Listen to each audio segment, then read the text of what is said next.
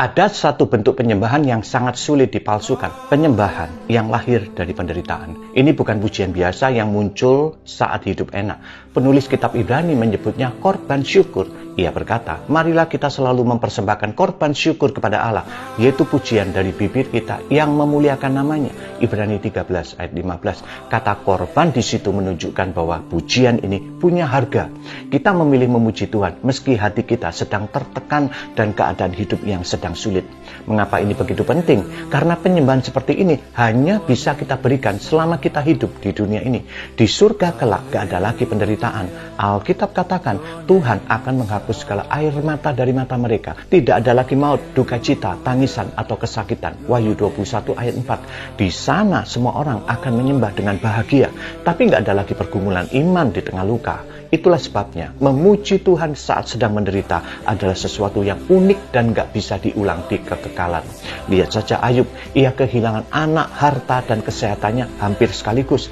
Tapi ia berkata, Tuhan yang memberi, Tuhan yang mengambil, terpujilah nama Tuhan. Ayub 1 ayat 21. Banyak orang bertanya, bukankah yang mengambil itu iblis? Memang iblis yang melakukannya, tetapi ia gak bisa berbuat apa-apa tanpa izin Tuhan.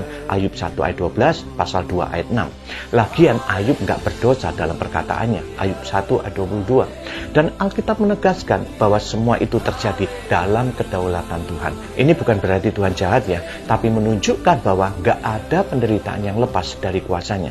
Stefanus juga contoh lainnya. Saat ia dirajam batu sampai mati, memang tidak tercatat ia menyanyi, tapi ia melihat kemuliaan Tuhan dan berdoa, Tuhan Yesus terimalah rohku. Dan juga ia berkata, Tuhan jangan panggungkan dosa ini kepada mereka.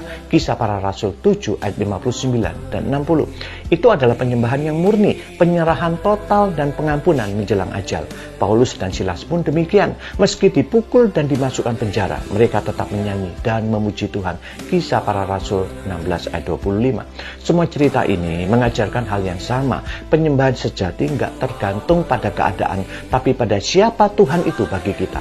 Roma 8 ayat 18 mengingatkan kita bahwa penderitaan sekarang ini nggak sebanding dengan kemuliaan yang akan datang. Karena itu, setiap kali kita memuji Tuhan di tengah kesusahan, kita sedang menyatakan, Tuhan, Engkau tetap layak dipuji. Itulah korban yang paling mahal dan kita hanya bisa memberikannya selama kita masih hidup di dunia ini. Jadi seburuk apapun situasi yang sedang kamu hadapi saat ini, pujilah dan sembahlah Tuhan. Amin.